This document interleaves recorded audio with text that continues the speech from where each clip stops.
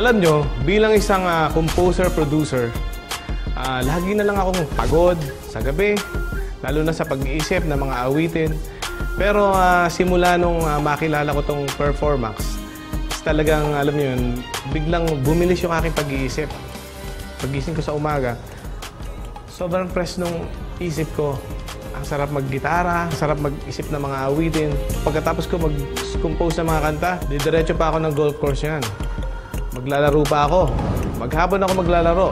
At pag hindi pa ako nakontento sa 18 holes, magte-36 holes pa ako.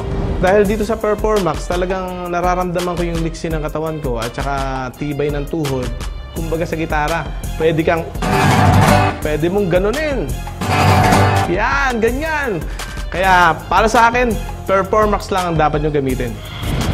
Bilang artista, napaka-hectic ng schedule namin. Hindi lang 8 hours yan. Pagising sa umaga, kailangan ayusin yung mga gamit para sa noontime show. Pagkatapos ng noontime show, nagtitape pa ako ng soap opera. Minsan nga, umabot kami ng hanggang umaga. Kaya napaka-draining ko, tapos nagbe-brainstorming pa.